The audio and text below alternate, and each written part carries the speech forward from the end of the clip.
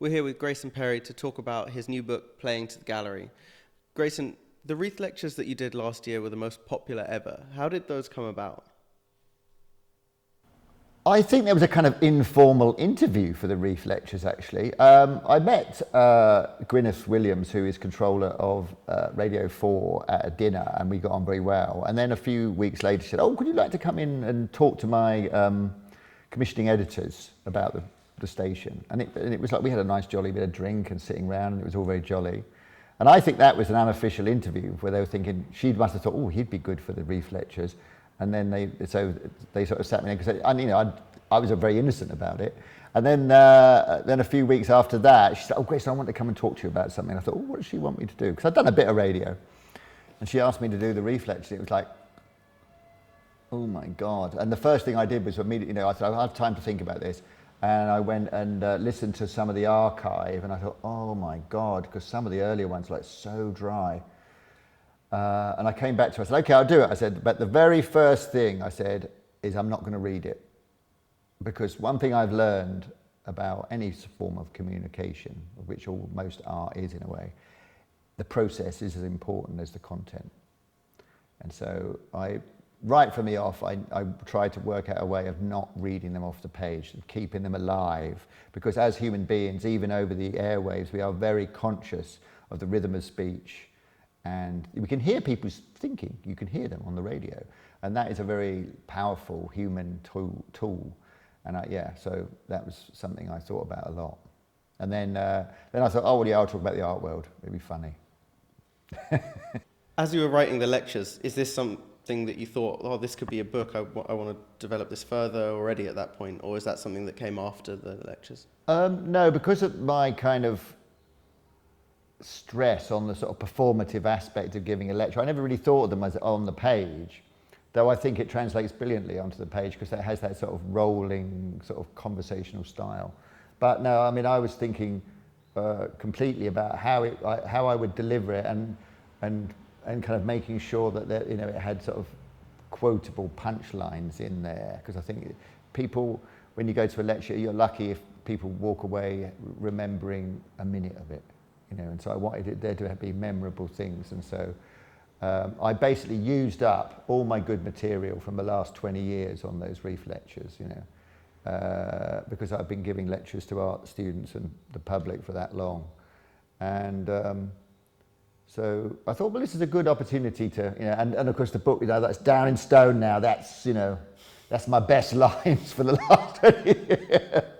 Was there something about the way the art world works that made you need to do these lectures now and get this book out there? I think that, growing up with the art world, there was always this sort of suspicion about it, that a lot of the media, and I think probably the public felt towards it, that they were being conned somehow. Though, I don't know how that would have worked. And so I wanted to kind of write a kind of diplomatic essay, that sort of, one side said, yes, your suspicions, I can confirm some of them. There is a lot of BS going around in the art world. But also, perhaps explain some of the mysteries that can seem kind of very subjective and weird and sort of strangled processes that go on in the art world. And lay them out and allow people that their own opinions do count. I think that's very important, that people sort of think that you have to be an expert when you go into an art gallery. And I wanted to give them enough sort of basic information so they could walk in with my book or my lectures and feel at least that they were like the kids standing and looking at the emperor with no clothes on, and they knew that, oh yeah, he's definitely in the nude, but he's got a really nice suit on though, and so's he, but so that's what I wanted them to be able to tell, really, is to sort of separate out, because the art world is full of some very arcane and obtuse, and that's a kind of a tactical use of sort of pseudo-sophistication that the art world uses sometimes, So I think it takes someone with a bit of confidence to say, you're allowed to think that. The book comes across as really non-partisan, you're with the art world, and you're also with the audience and helping to demystify some of the art world. Do you feel a sort of responsibility to take that position as an artist with such a high profile working in this country, or is that just something that you have a compulsion to share? Well, I'd be daft to slag off, the art world. I mean, Namjoon Paik famously said, an artist should bite the hand that feeds him, but not too hard, And so, I did a whole lecture about the kind of rebelliousness DNA of the art world, that the basic process would be new artist comes along, looks at the art world, goes, "Oh, you establishment."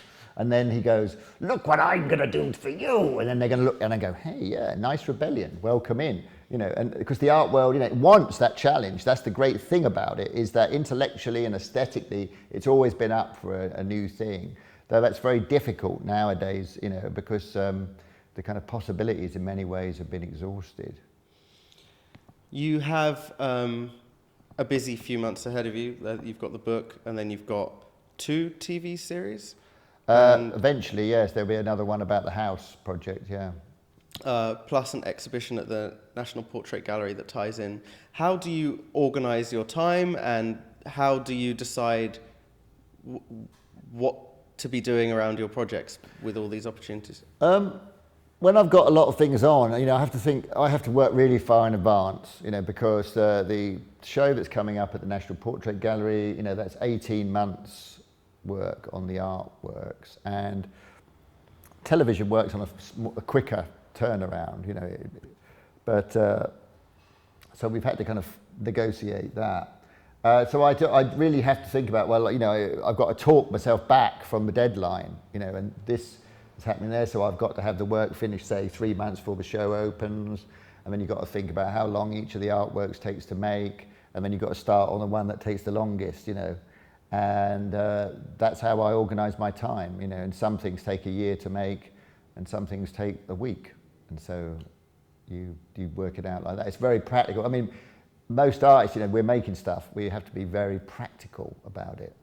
The television thing's a different thing because it's much more of a team effort, and so I just rock up and I do a bit of preliminary reading before we do it, get myself kind of a bit informed, and we work on a very, very spontaneous way. Me and Neil, my director, he does exactly what you're doing to me now on camera. He just says, ask me a question and I give him a spontaneous reply to it. We don't have a script, but he sort of holds a vague structure in his head so he knows what question to ask. I think that works. He knows that works well for us. We've tried scripted, it doesn't work. I'm not one of these TV presenters that can ream off great long speeches. So what's next in the pipeline? Well, I've got to finish the house project. I mean, it is now unveiled, the Julie's house in Essex, but I've got to do a lot of work for the interior. I've got to design several artworks for the interior, and then that should be finished sort of next spring.